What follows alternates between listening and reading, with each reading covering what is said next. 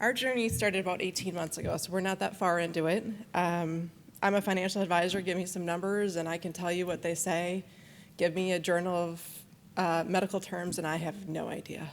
It's like reading another language. So our family unit is made up of me and my husband. We have a 12-year-old boy, and then Ian, who's a 9. When he was diagnosed, he was 8. It wasn't like he was sick. I took him into a normal doctor's appointment. I'm kind of somewhere between granola and doctors. I will use oils, but I still use medicine as well. So we hadn't really had a doctor's appointment for him in 3 years, and the school was insisting on one, so I took them both in. And the doctor was asking me all the questions that they go through when you show up. One of the questions he asked me is, has he had a lot of stomach issues? And to Ann's point, I said yes. And he's allergic to wheat, and that year he had decided he wasn't. So I just attributed to that. He was taking wheat from kids at school, and he was getting sick, so I assumed that that was part of it. He had terrible leg cramps. I thought that was part of growing pains. So I had a reason for each and every symptom. And he never slept through the night, so he was 8 years old, and he'd never once slept through the night. He slept a lot on the floor next to our bed. I have a lot of parent guilt looking back because we did the bribery. Hey, I'll pay you $200 if you sleep in your bed for 60 nights because mom really needs at least 60 nights of sleep. I'm going to discipline you if you don't. We did that. We tried so many things to get him sleep through the night, and now, of course, we know that we have the pins and needles in the hands and the feet, but he was so young, he couldn't describe it. And that's why people like Stephanie are so valuable to me as a parent, because a young child has no idea what is normal and what isn't. When Ian was diagnosed, he said, "You mean no, you don't have headaches every day?" Like, that was his question to me. And so I hope and pray that as we move forward, more pediatricians know about it. We lucked out because we were seeing a general practitioner. So he had seen it in older patients, so he knew what it was when he saw it. Anne talks about how sick her son was and spending time in the hospital before he was diagnosed. So I think there's both sides to this. When Ian was diagnosed, he was originally diagnosed with essential thrombocythemia. And I tell everybody this is a marathon, not a race, because I'm a great racer. I'm not such a great marathoner. Give me a problem, I'm going to solve it. We're going to move on to the next thing. This has been Cecilia talked about control, about power. This is something that will prove to you over and over and over again that you have absolutely no control, you have absolutely no power. So where can you take it back as a parent? That's what we want to do. We want to fix it. We want to take care of our children. We want to do these things. We don't want to see them in pain.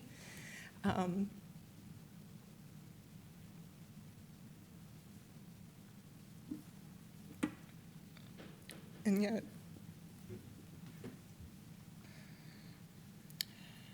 yesterday morning when we went to leave,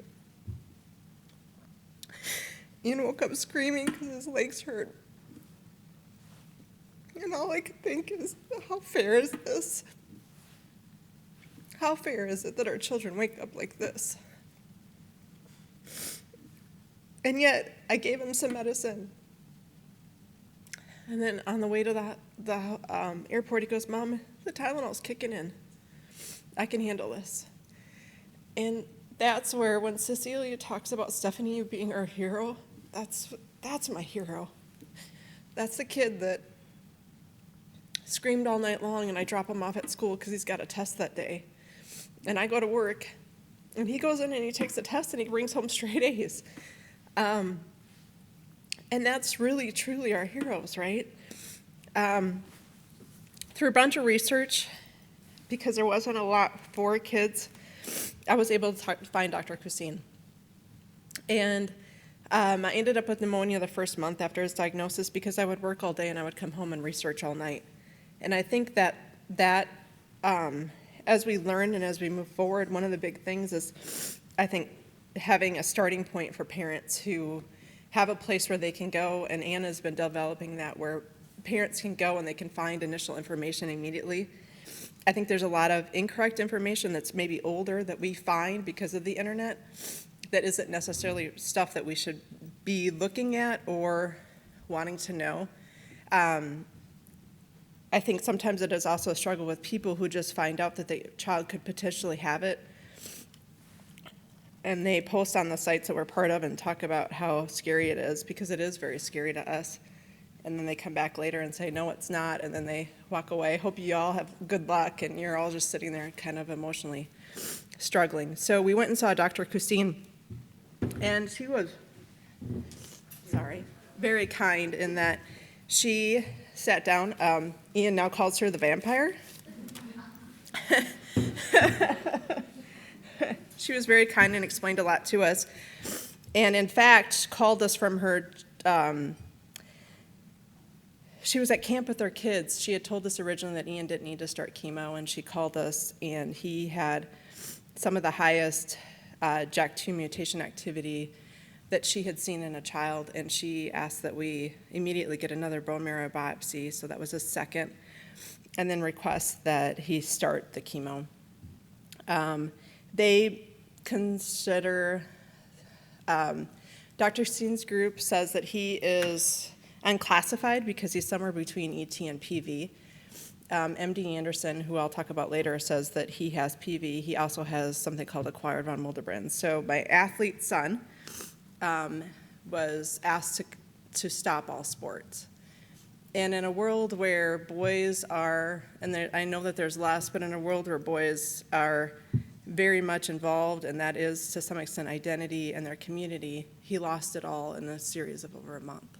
So he went from going on chemo, which made him really sick, even initially more sick than he had been before that, and losing his community as well. And I think that is a piece that, as parents, that is very difficult to watch as well, because I think it's very isolating for our children.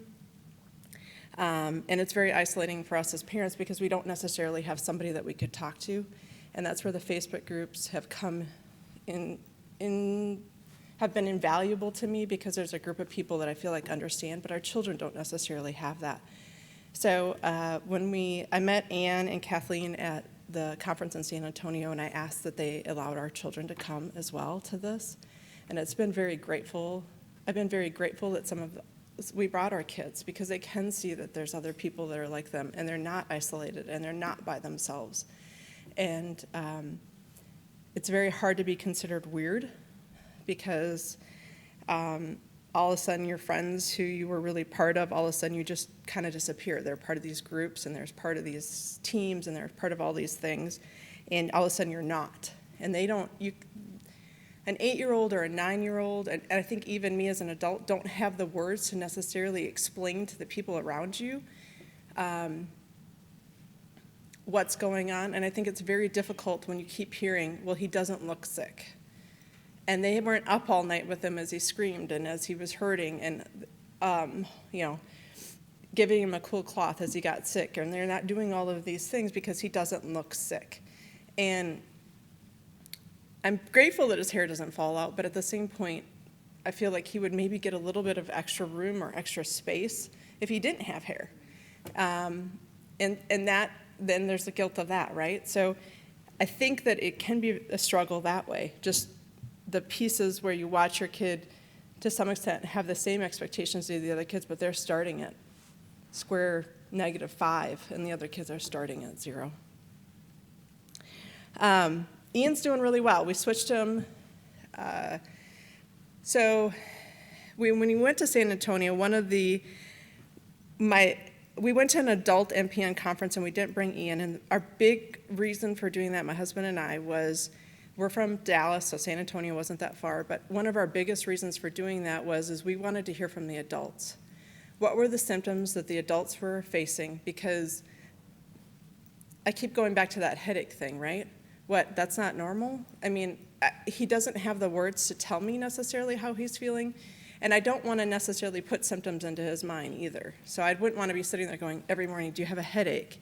I would much rather say, be able to listen to other things where I feel dizzy. Okay. then you can kind of tease it out of him rather than asking specific things. And I felt like if I understood what the symptoms of the adults were facing, I would have a better idea of how to ask better questions. So, and I have a long list of questions for you, Stephanie. What would you have liked to have, so that I think as we can come together as a community and we can hear from some of these people that are now in their 20s, that are now in their a place where they can better describe to us so that us parents who have young children or even in their teens, we can do a better job helping them so that we can somewhat take a little bit of that control and a little bit of that power back, and so that they can have control and they can have power because they're feeling that same sense in a way as well.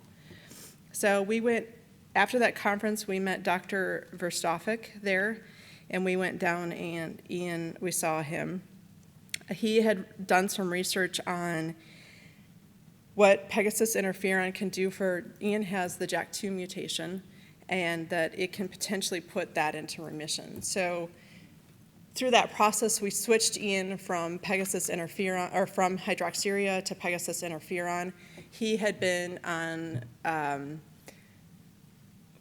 he started out at 400 milligrams of hydroxyurea, or we started him out essentially at 10 milligrams per kilogram, and then eventually he was up to about 30 milligrams per kilogram, and he was sick. I mean, it just made him sick. Every day he'd get up, he didn't feel well. The Pegasus interferon has been a lot better in the sense that he doesn't feel well. So we give it to him every Friday night. It's a shot.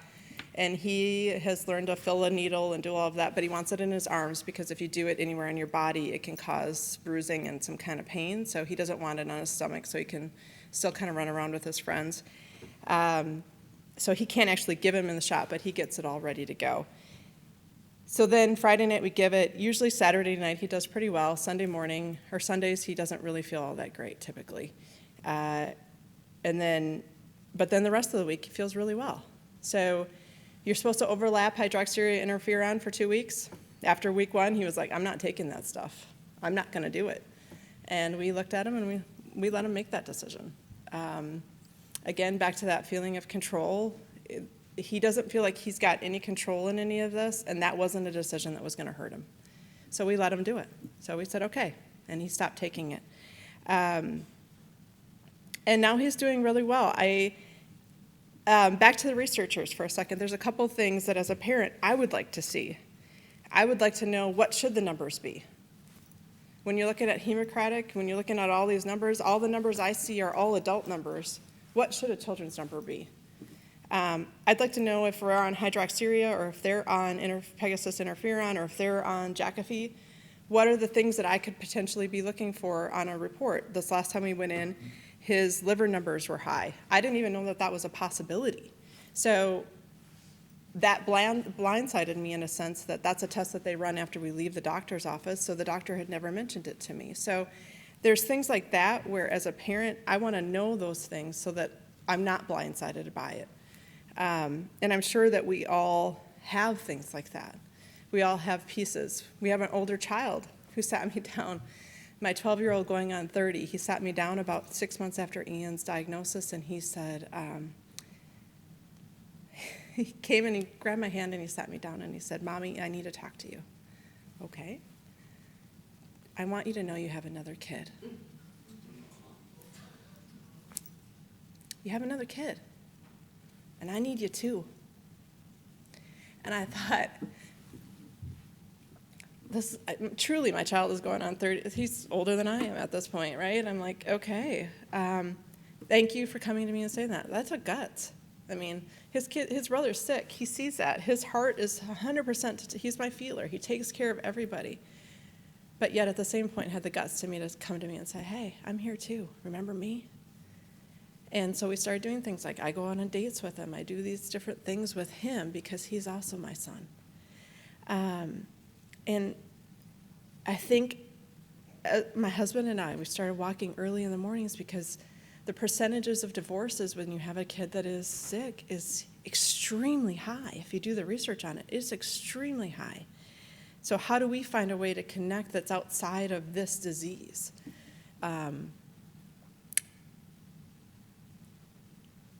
So really, ultimately, what is my goal as I get involved? Obviously, a cure. I mean, come on. We all want that, right? We want that more than anything else in the world. We want our kids to feel healthy.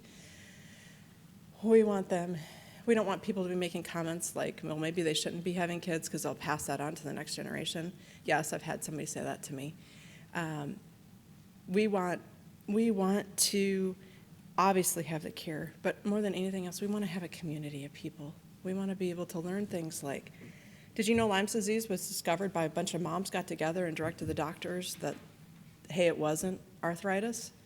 That was moms coming together and saying to the doctors, we're seeing this, this, and this, and because of that, they did additional research and they discovered Lyme's disease. It saves how many thousands of lives on an annual basis now?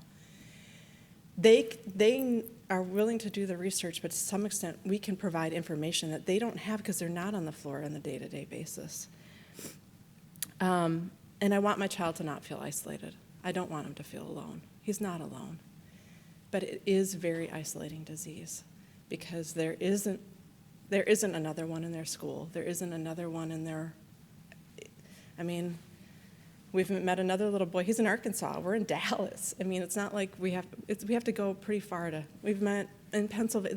We have to go to Pennsylvania. So I mean, there are people there, but they're spread out. So I want him to not feel isolated. I don't want him to feel alone. So more than anything else, yes, I want a cure. I want a cure. I want him to know. And I want to know if we should be worried about our other children. I want to know if my brother should be worried about his children. So as you all do research, thank you very much.